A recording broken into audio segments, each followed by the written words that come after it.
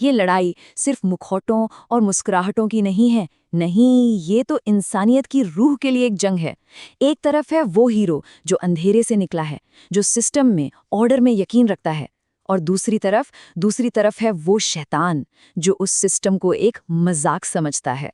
तो सवाल ये उठता है कि क्या इंसान असल में अच्छे हैं या फिर बस एक गलत कदम और हम सब अराजकता में डूब जाएंगे।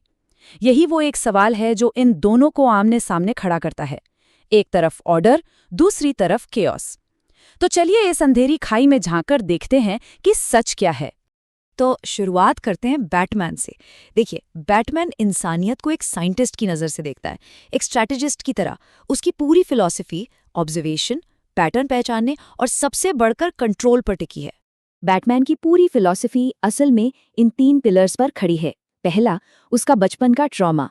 वो उसे सिखाता है कि डिसिप्लिन से किसी भी इमोशन पर काबू पाया जा सकता है। दूसरा, वो डर को एक टूल की तरह इस्तेमाल करता है। क्यों? क्योंकि वो जानता है कि इंसानों को चलाने वाली सबसे पावरफुल ताकतों में से एक डर ही है। और तीसरा, उसका नो किलिंग रूल।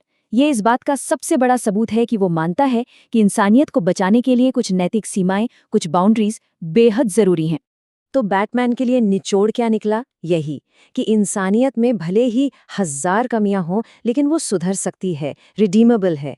उसका यह अटूट विश्वास है कि अगर सही स्ट्रक्चर हो, सही डिसिप्लिन हो, तो लोगों को हमेशा हमेशा अच्छाई की तरफ ले जाया जा सकता है। और अब सिक्के का दूसरा पहलू, जोकर। वो बैटमैन से एकदम उल्टा है। उसे इंसानियत को कंट्रोल करने में कोई इंटरेस्ट नहीं है। वो तो बस उसे बेनकाब करना चाहता है, उसकी असली शक्ल दुनिया को दिखाना चाहता है। ये एक लाइन जोकर की पूरी फिलॉसफी का निचोड़ है। उसका मानना है कि ये जो हमारी सिविलाइजेशन है, ये जो मोरालिटी है, ये बस एक बहुत बहुत पतला सा नकाब है जो एक झटके में उतर सकता है। और बस यही वो पल है जब जोकर हम सबको आईना दिखाता है। और यही जोकर का भयानक सच सामने आता है। वो समाज के बनाए हर नियम को एक मजाक समझता है।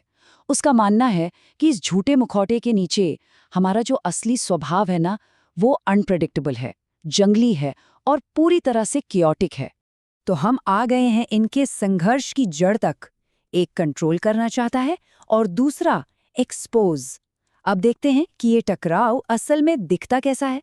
देखिए, जहां बैटमैन सिस्टम बनाता है, अच्छाई का पोटेंशियल देखता है और लोगों के बिहेवियर को प्रिडिक्ट करने की कोशिश करता है, वहीं जोकर उस सिस्टम को तोड़ता है।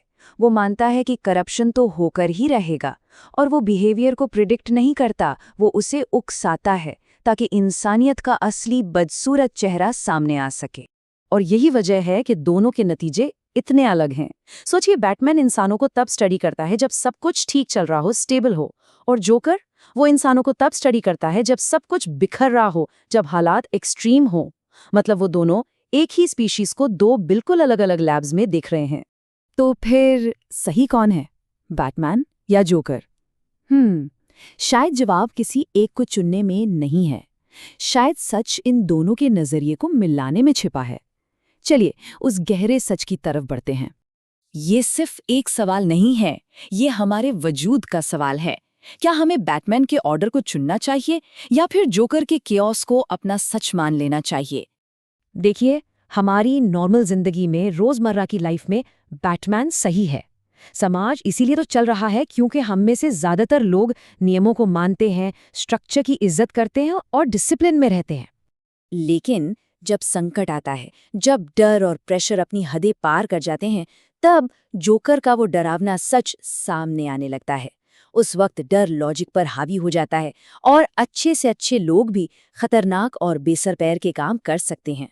तो सच ये है कि इंसान दोहरे हैं, डुअल बीइंग्स। हमारे अंदर बैटमैन की तरह डिसिप्लिन्ड और मॉरल बनने की काबिलियत है, लेकिन हम जोकर की तरह केओस और टूटने के लिए भी उतने ही वल्नरेबल हैं। और यही कॉन्फ्लिक्ट हमारी असली पहचान है। तो आखिर में ये लड़ाई गौथम शहर की सड़कों पर नहीं लड़ी जा रही। नहीं, ये लड़ाई हम सबके अंदर चल रही है, हमारे दिमाग में, हमारी रूह में, हर पल। बैटमैन समझता है कि हम क्या बनना चाहते हैं, हमारी ख्वाहिश क्या है, और जोकर समझता है कि हम क्या बन सकते हैं, कि जब हालात सबसे बुरे हों तो हम किस हद तक गिर सकते हैं।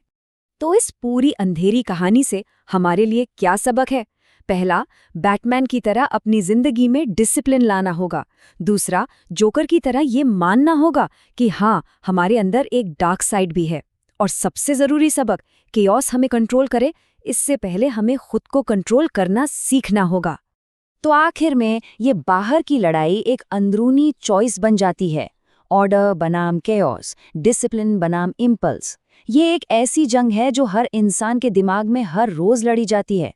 और असली सवाल ये नहीं है कि कौन इंसानों को बेहतर समझता है। असली सवाल ये है कि इस लड़ाई में कोई कौन सा पक्ष चुनेगा।